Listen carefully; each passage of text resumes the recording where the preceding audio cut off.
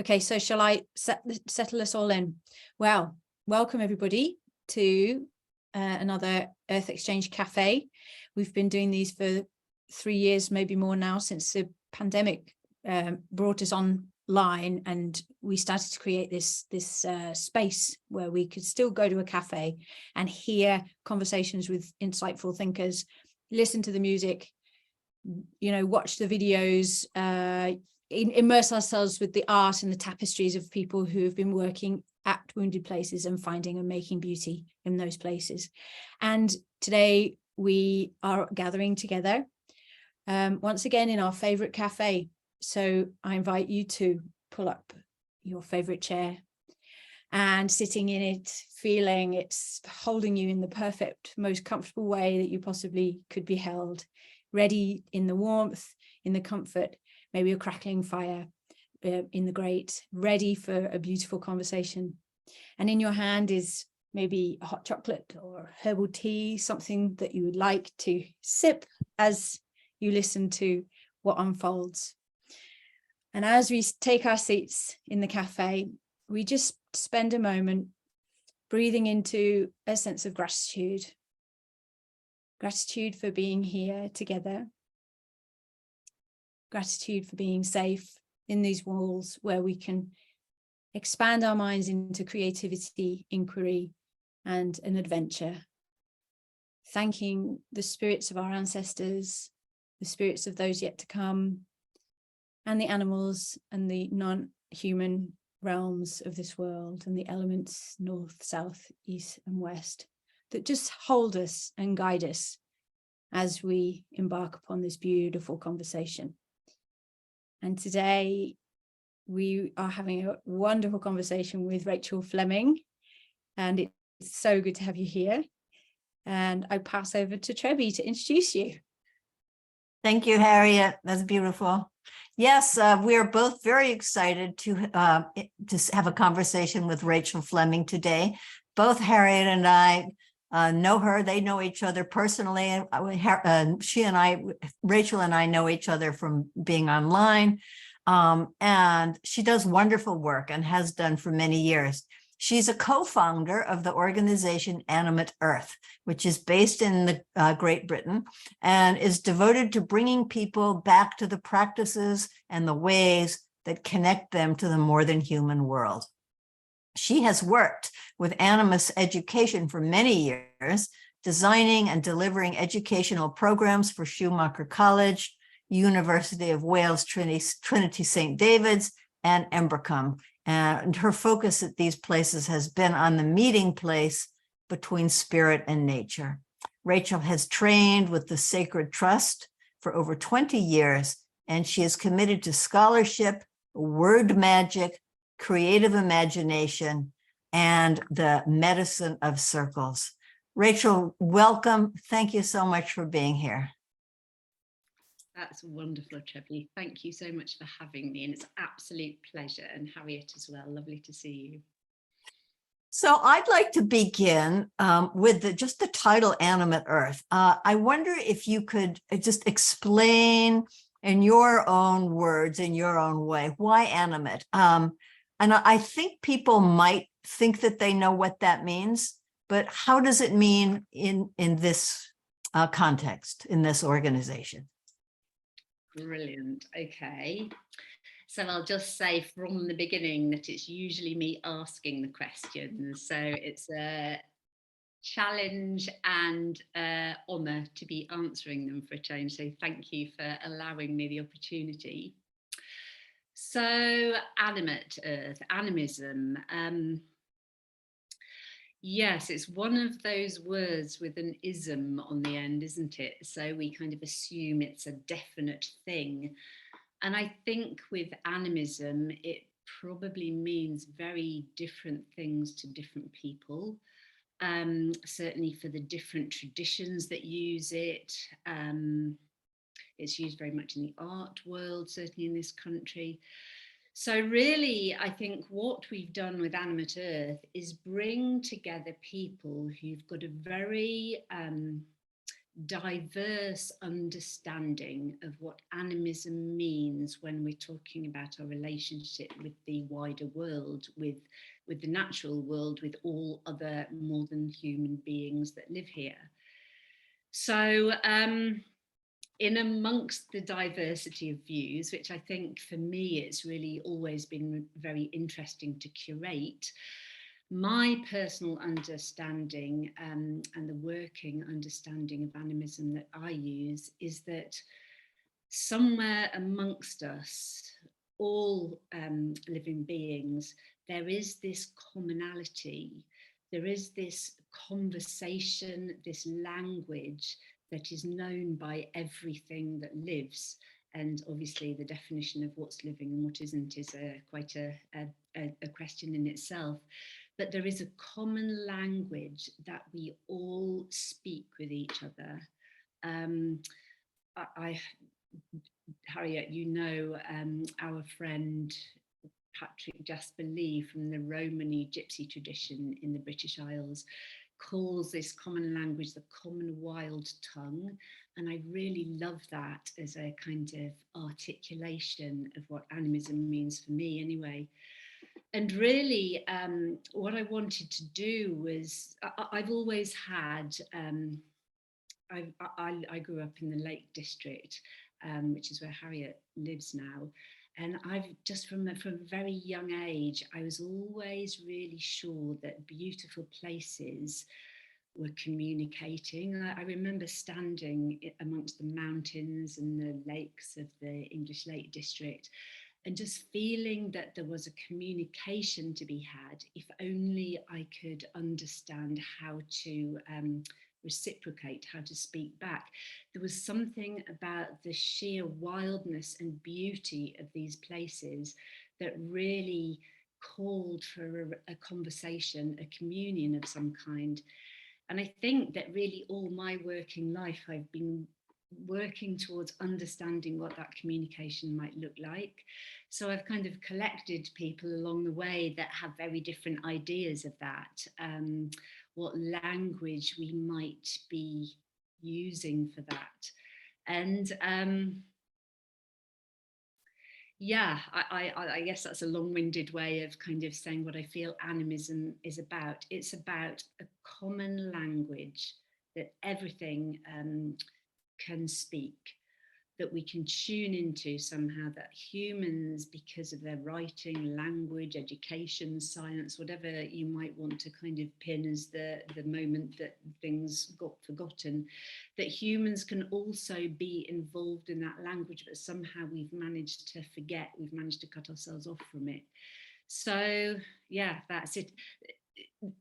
The common wild tongue, the language that I'm talking about, this kind of commonness between all things, I feel that within that there is the law, there is wisdom, there are kind of instructions for how it is that we live in balance, for every living thing to live in balance within its own ecological niche. And actually, unless we're able to understand that, to go back to that kind of original wisdom somehow, then anything that we kind of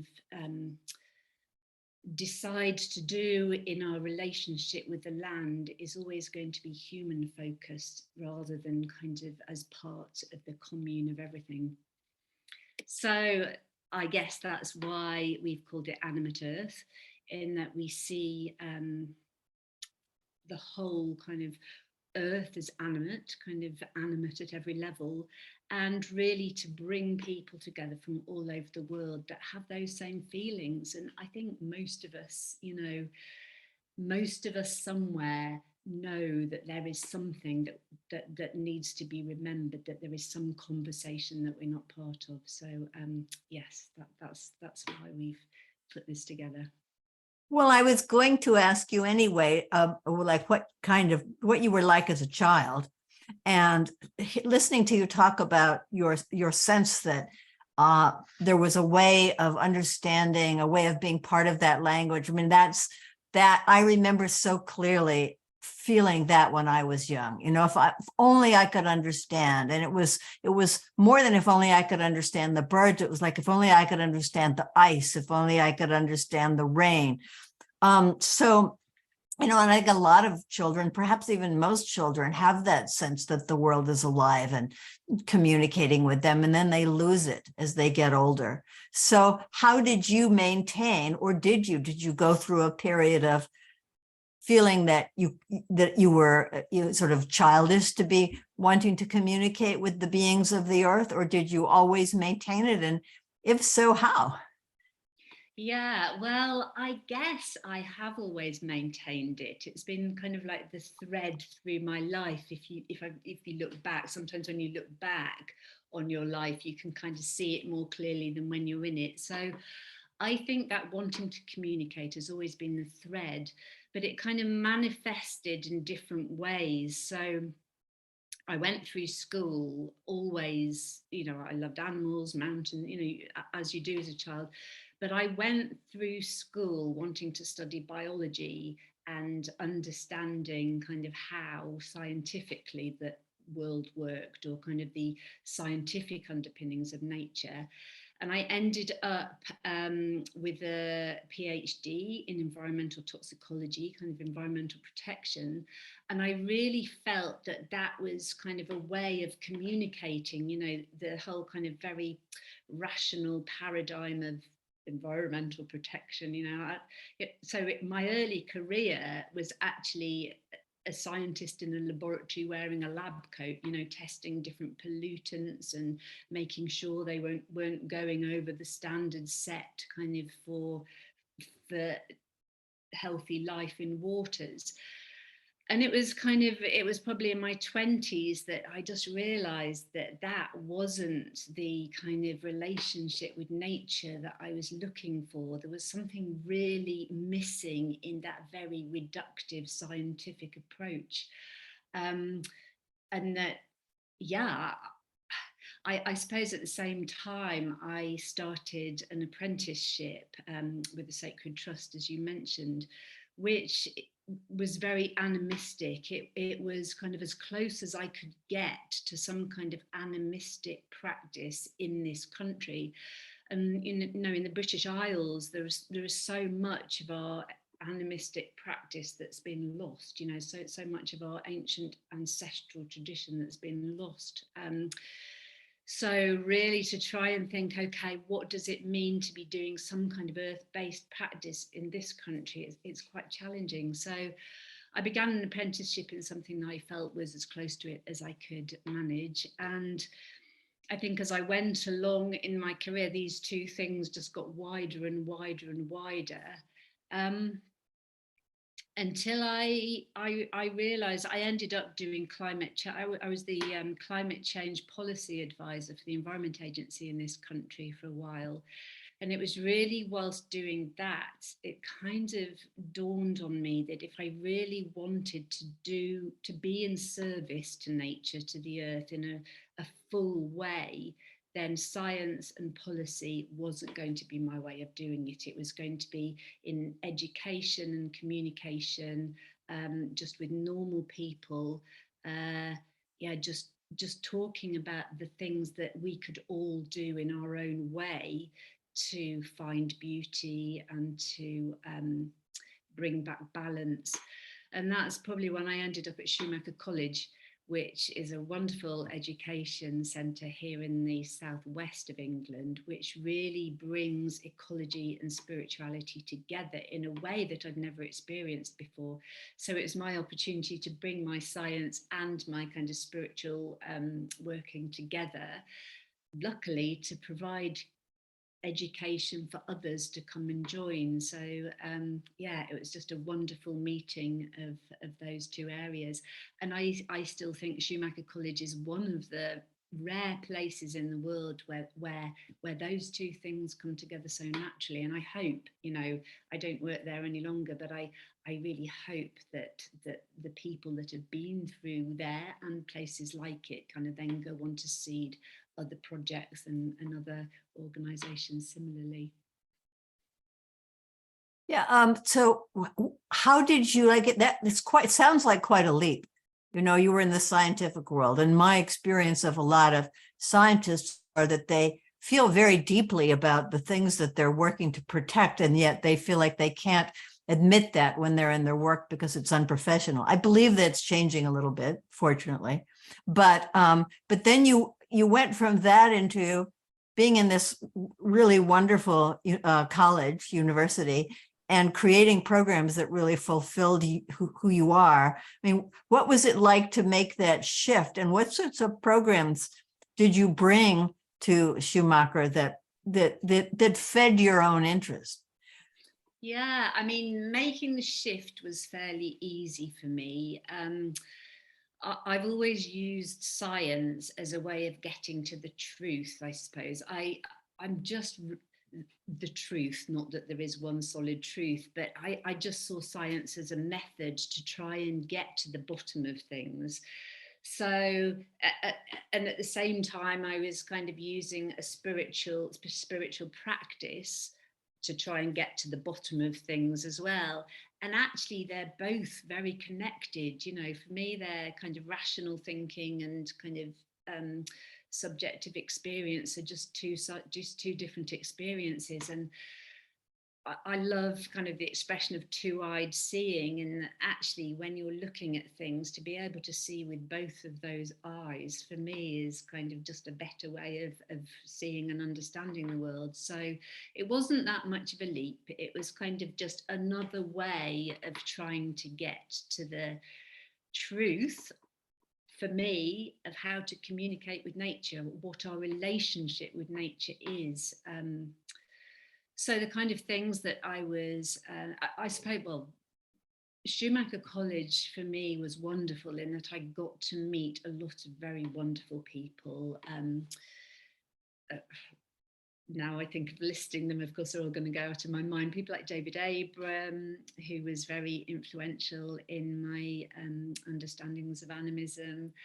Stephen Harding was one of the resident teachers there, and of course he wrote a book called Animate-Earth. So both David and Stephen are now advisors for our organisation. Just wonderful teachers from all over the world came through there, and it was just quite a diversity of different views on just on animism, really, at the core of it.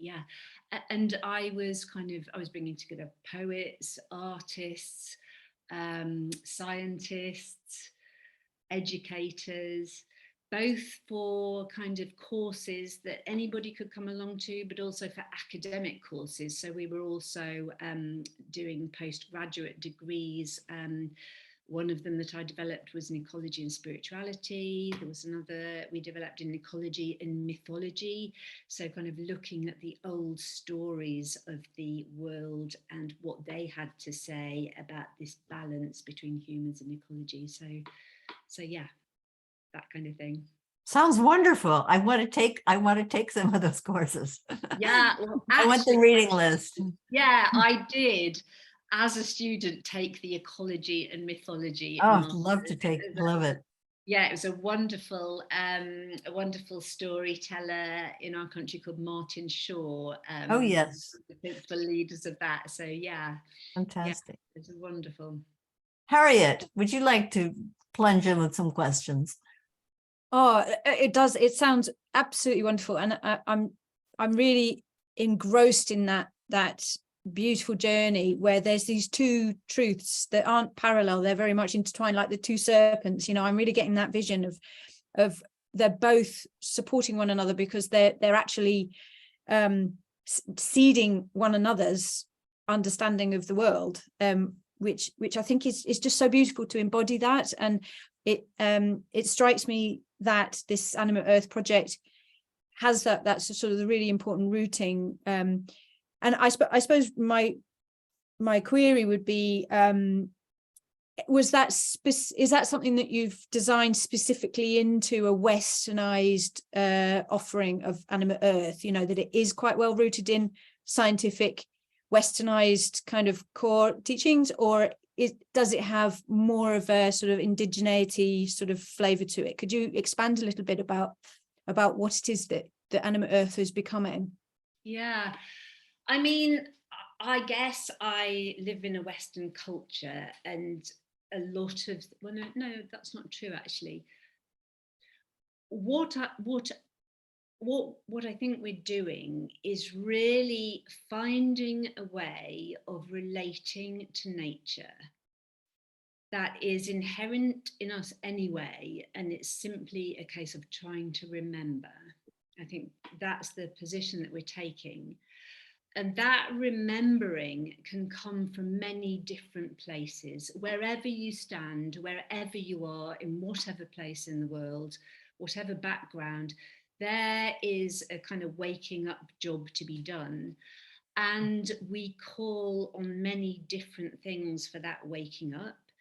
That might be fragments of story and practice and poetry, and remembering and dreaming from the place that we're in at the moment. And obviously I'm based in the British Isles, so we bring a lot of information from the British Isles.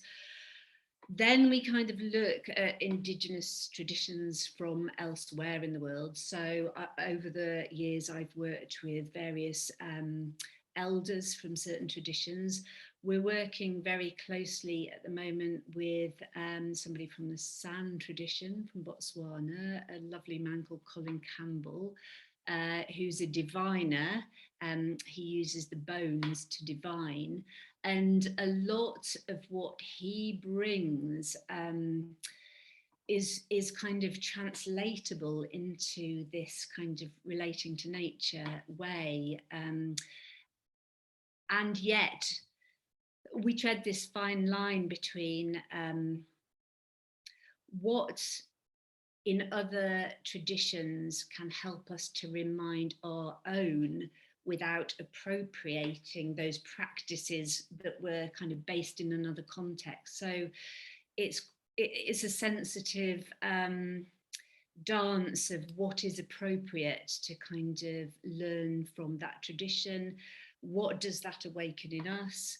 And I would say we bring the science and philosophy angles into it. So yeah, I wouldn't say it's Western, perhaps. It's simply that I and we are based in a Western context, and that is the place we operate from. But I think what we're trying to do is make this applicable to anybody in any place, wherever they are. It's more of an internal thing. It's not about where you're from, who your ancestors were, anything like that. It's how do we just in this moment reawaken this thing that we seem to have forgotten before it feels like it's a time-based thing, isn't it? It feels like time is perhaps short for this kind of remembering. It's such a it's a really hot topic in the United States now, this idea about borrowing and appropriating and what's appropriate and what's not. I think in many instances it goes too far in a corrective direction, as it's not gone far enough in an appropriating direction before. So I wonder if you could just give us an example of like how you have used or incorporated a tradition of another culture and brought it into your work in a way that is, and I was interested in the way you used both the words appropriating and appropriate. So how do you not appropriate and have it be appropriate? Yeah. So then, for example, I'll use something that we're doing at the moment, which we mentioned actually before we went live. So we have a program at the moment called Cultivating the Diviner, which our friend Colin, who grew up in Botswana, is one of the lead teachers for. He is a white person that found himself in some very remote villages in Botswana when he was a very young child. And just because of the time that he spent within these places, he was taught by the medicine men of those traditions and became initiated into those traditions. He is now a holder of those particular traditions. But obviously, because he has that split within himself, one of his long-term goals has been to figure out how some of that wisdom, which now doesn't, the lands and the communities, the peoples that would have used those traditions, are not intact in the places that he found them. So he's been interested in how he can use that in a Western context. So we have been working with him and working with people from the British Isles, who also kind of are bringing the practices and the stories and the mythologies of this place, and then looking for commonality in those two traditions, and kind of really looking for ways of cultivating the individual, of using this information to awaken things that are dormant within the individual, rather than hooking it onto any of those traditions. So it's bringing things from both and saying, okay, do these practices, do these stories, do these ways of knowing and being in the world, do they bring up things that you can remember from your life, from your past, you know, from your ancestry, from your ground? So that's fascinating. It's a tricky one, and it's really difficult to talk about, and you can probably hear I'm just struggling to find the language and the description of it. But I've worked with I've worked with people from your country, from Lakota, Dene, you know, and it's always this difficulty, and always it's always been such a pleasure and an honour to have people from those traditions come to speak with us, on the understanding that we are trying to recover and remember something from our country, rather than trying to take something from other people's traditions and countries. It's a bit like we've lost pretty much what we had. Although, is it dormant within places? Can it be recovered from the land itself? Can it be recovered from the fragments of stories that we have? And it's really about, you know, speaking to people who have more of their own information and ways of being intact, to remind us how we might go about the archaeological or psychological or consciousness kind of evolution, to kind of remind us of what it is that we've lost, I would say. That's very important, I think, and you've really hit the nail on the head, where it's about, as you say, waking up, but it's that waking up where, you know, our elders frequently say from other places, don't come to us to give you answers. All we can say to you is go back and find what it is you've forgotten. Don't go back to sleep, you know, wake up. And I think that's that sort of you know, parenting, eldering is something that perhaps we've lost, and with that we've lost context. We sort of assume that we just come from this kind of vacuum where we don't have anything, and actually all of those, you know, that porosity and that interaction between other places and other worldviews that are so beautifully familiar but also extraordinarily strange and different and ancient, help us to remind ourselves to find what it is that's actually rooted in us. And I think you put it really beautifully. Philip Carr-Gomm, who's as was head of the he was a chosen chief of the Order of Bards, Ovates and Druids, said it's about permission as well, you know, being given something because to use because it's a permissive use or shared experience. That's really, really important. And I think this is where gratitude and ceremony come in.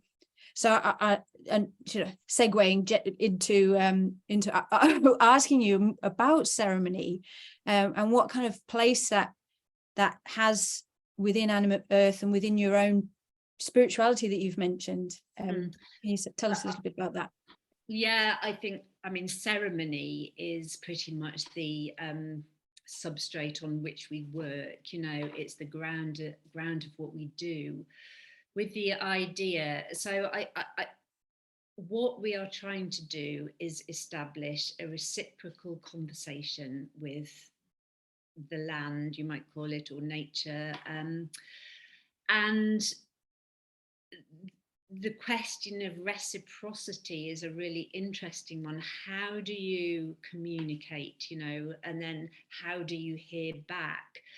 And I think for us, ceremony is one of the kind of ways of communicating outwards, of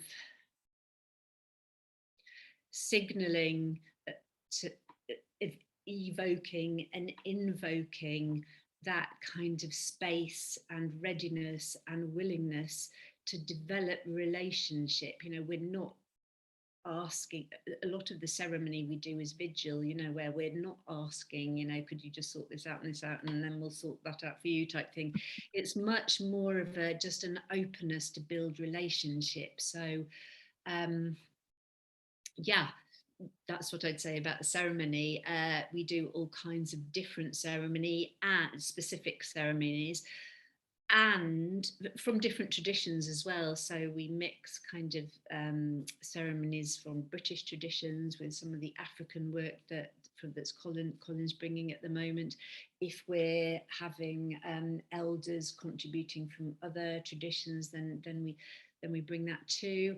There's obviously a lot of traditions that are operating in this country as well from different parts of the world. So yeah, I mean, sorry, I'm going right off topic, Harriet, but I was at an event about 3 weeks ago where we brought together a lot of people that are using land-based spirituality to understand how to work with the land in a very practical way. So how can growers and farmers use land-based spirituality? We did a lot of ceremony in this gathering. But I was just really struck by how many different traditions from all over the world were within this circle of about 30 people, all of whom had brought from their own traditions and were practicing within this country. So I'm just blown away by what we mean by kind of earth-based tradition in any place now, because there are so many different people that are bringing so many different things, and how do we bring those all together? And ceremony, going back to ceremony, then is a wonderful place to bring that, because there are so many different elements that you can bring from different traditions to really come into communion without needing to be talking about it and needing guilt and ancestry and all the things that tend to come into these conversations. Actually bringing them to ceremony can be quite a beautiful way of bringing in something else. Sorry, does that answer your question? I went off on a... No, I love it. I think yeah, telling us how that's actually put into place, because a lot of this can be quite conceptual, it can be quite abstract, you know, let's talk about being an animist, but actually what's it like when you're working on the land to practice an animist in approach in ceremony, which then has tangible differences to how you are in relationship to the land. I think that's what it's all about for me. It feels like a beautiful response. Thank you. Yeah, and I'd like to ask you for a story. Speaking of that, a personal story. I watched a video on the Animate-Earth website, and it had a wonderful title. It was called Feather, Fire, Stone, and Bone. It was a course that you did. And one of the participants was asking these questions. Who is midsummer? Who is winter? Who is the sky? This is just such a wonderful way of expanding the idea, as you mentioned a little while ago, of asking what is animate. So I wonder if you would be willing to tell us a story about something you learned from the earth, from sky or tree or bird or water or whatever. Okay. I'm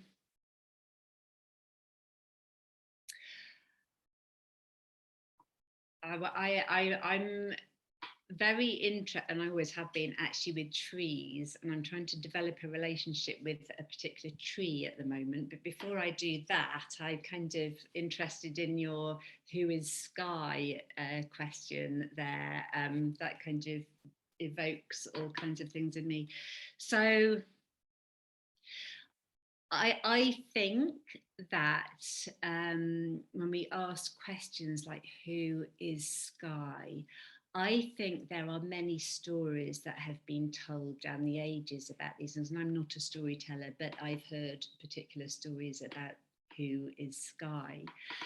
But I think that it's really important for us all to develop our own relationship with the elements, with creatures, with mountains, trees, with the spirit, the soul of anything.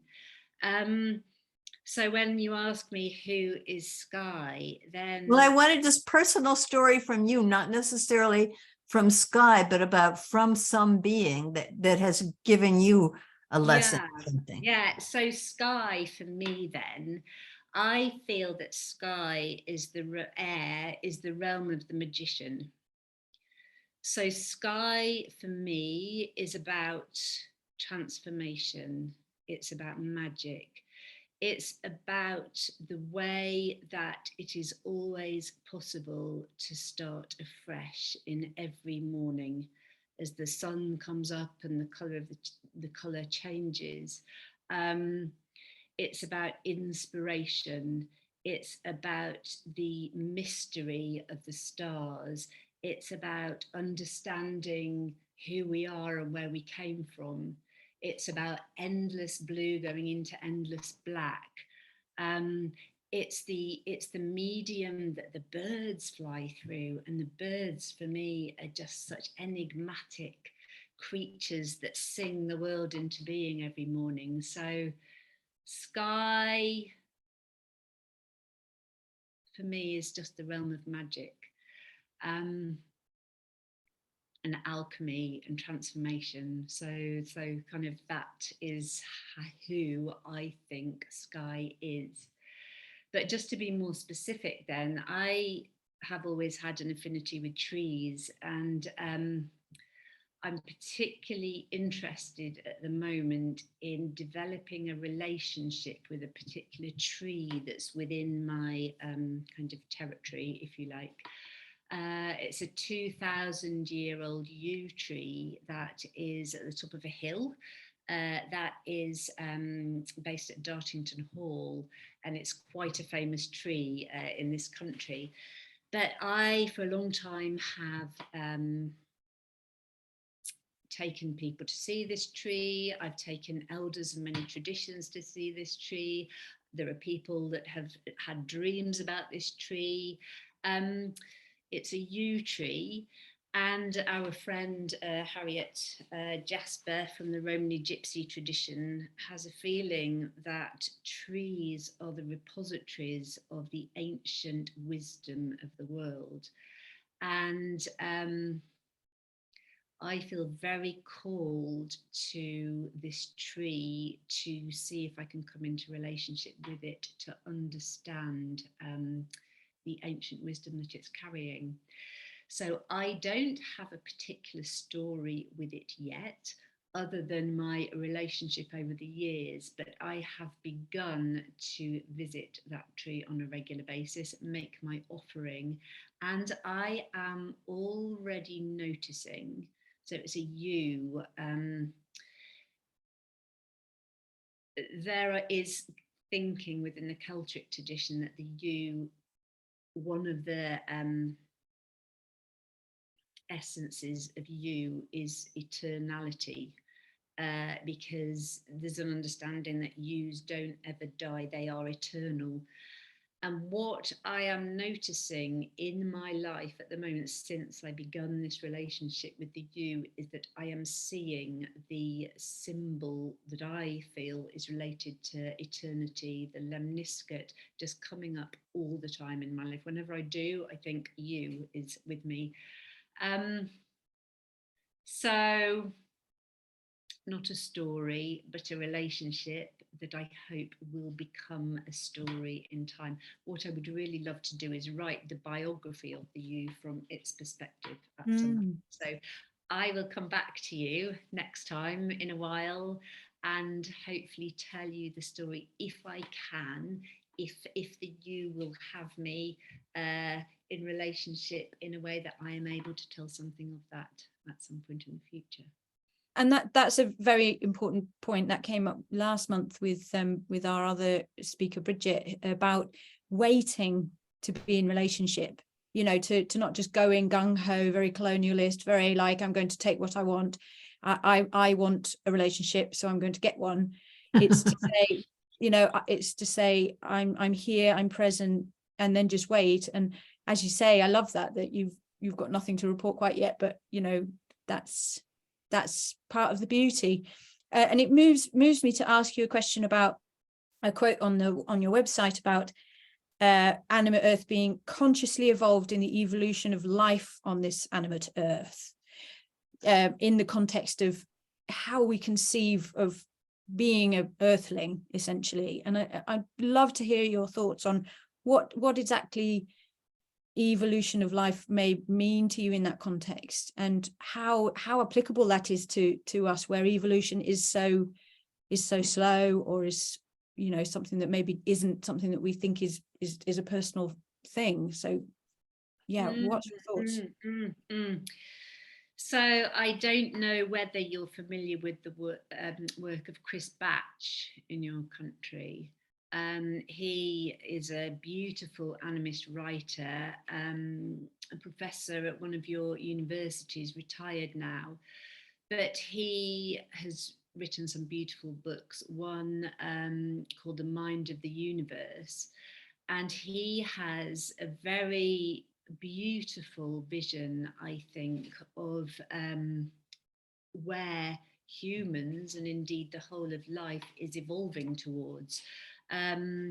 His research method, well, he was a professor, and obviously it's not for everybody, and we'll have different research methods, was to take very large doses of LSD over a period of about 20 years to see how far he could get into understanding the nature of reality. And I just find that vision really beautiful, if you get a chance to look at it, where we are on a process of remembering where we have come from. And he's very interested in reincarnation and did a lot of work on reincarnation in earlier years, that humans will eventually evolve into this kind of being that can remember into past lives and remember their relationship with the rest of life, and that actually all life is kind of evolving in a wave together.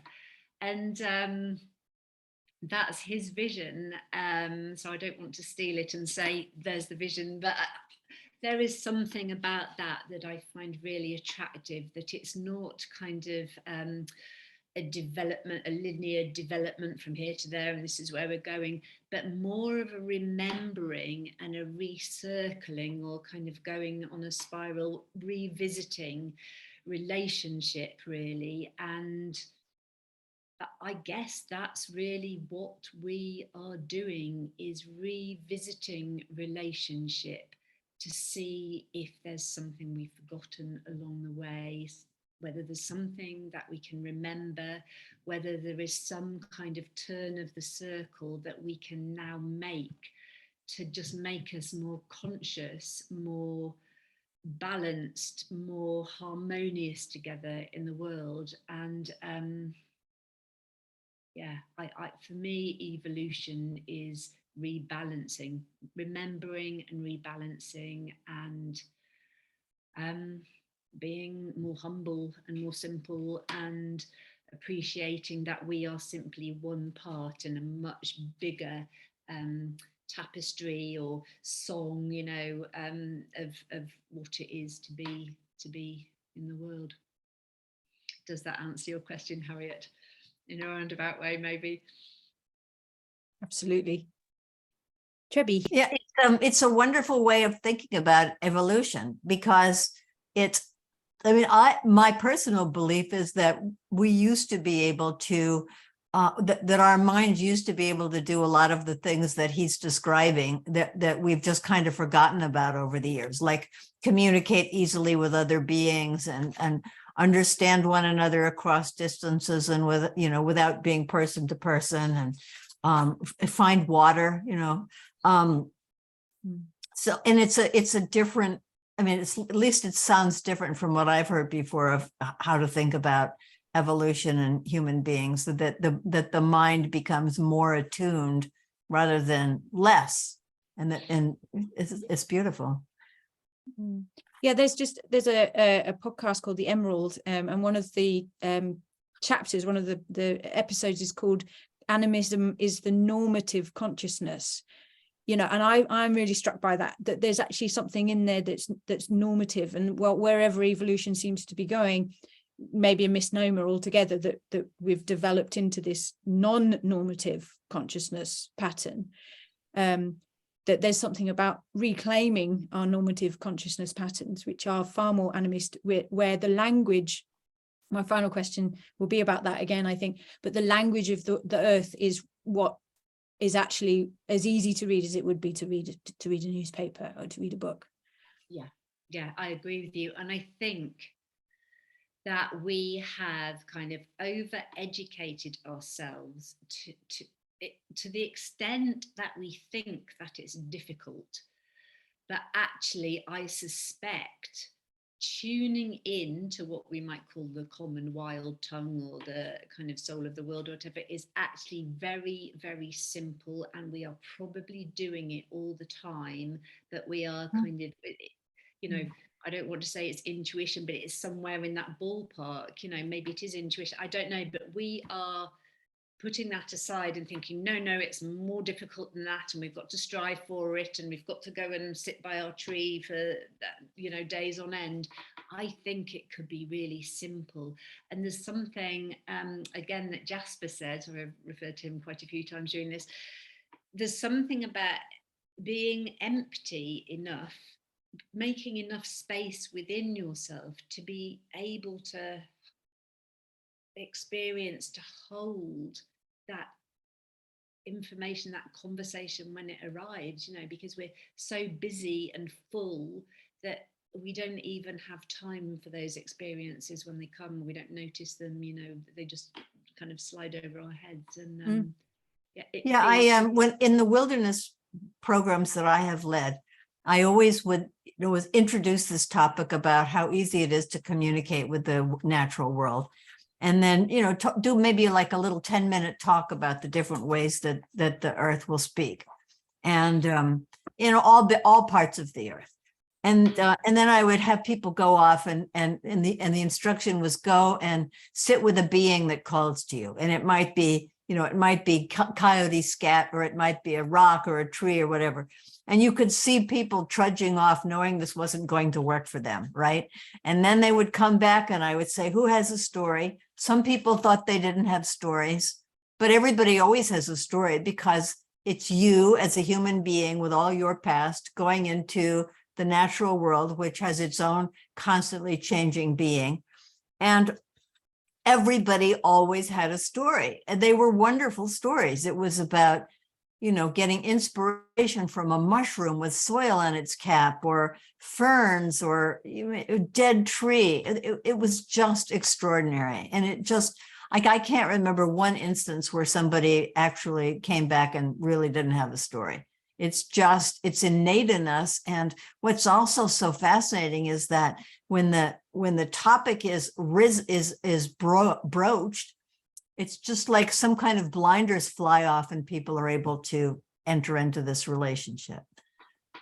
Absolutely. And I think another thing that really works and we use a lot is poetics, to somehow use metaphor and imagery in poetical language to kind of encapsulate that story. And there's something about that that makes it very other and very potent. And to then kind of go out and do a vigil, to spend time in nature, to be with another being, and somehow find the essence of that in poetical language really kind of seems to waken something up. But then to take that back to that being or that place and kind of give it as a gift feels, I've heard some wonderful kind of experiences from people who've done that, you know, just kind of feeling that they've really been heard by that place just for that split second, as a way of communication. And Yeah, the romantic poets were doing it, you know, that's what they were doing, weren't they? You know, yeah. And that leads back to that sense of communication where it's non-verbal and it's not about the human, you know, the cues of language and the you know, the rules of engagement. And I suppose I'm really fascinated to sort of draw you right back to that language that you thought you could hear as a child, or you were standing there querying when you saw the magnificent mountains and the fells. And I know that landscape so well. And so I very much understand that feeling. And I'm curious to know now, after all these twists and turns of your story and this moving in the direction that you have, when you return back to that land, what does it say to you now? How does it communicate? Yeah, that's a great question. I feel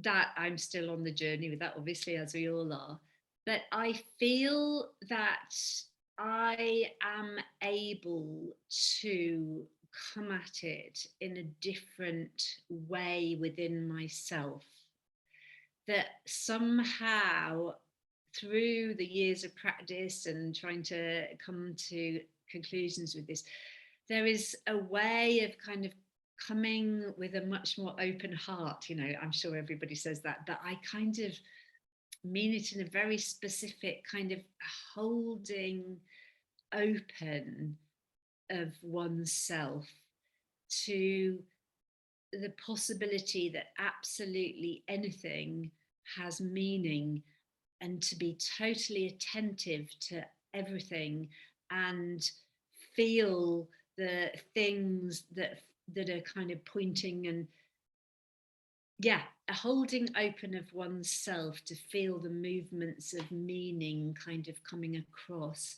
And it's not as though I can say, yes, I can communicate with that land now, but I somehow feel as though my life is somehow more aligned with what it was meant to be somehow.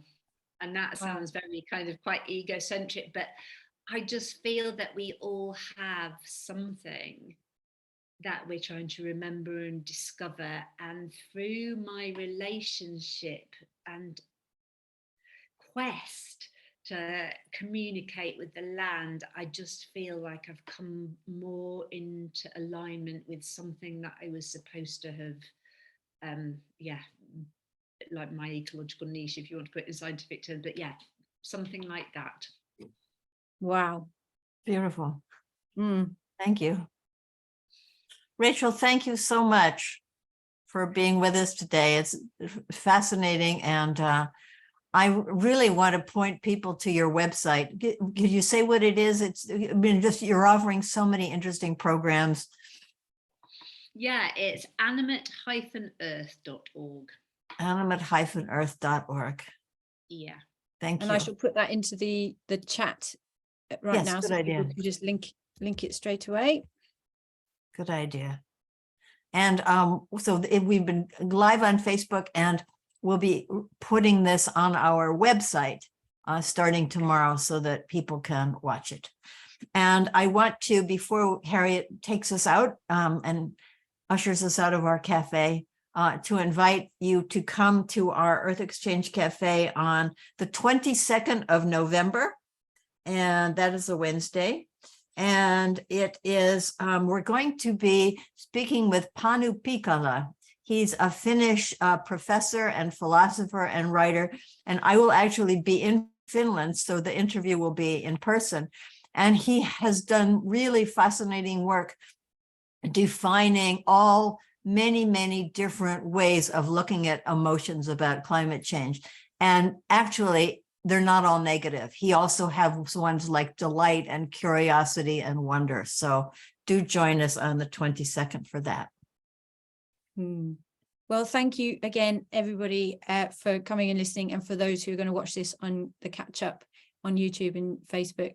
So that is the hour allotted to us coming to a close. So I invite us just to find ourselves back again in that cafe, and the fire is now down, banked down a little bit. The embers are still glowing, but our cups are empty, and we know that it's time to go. And so we look around us and just thank each other for being there in our virtual space, and once again being privy to such a beautiful and insightful conversation that inspires us.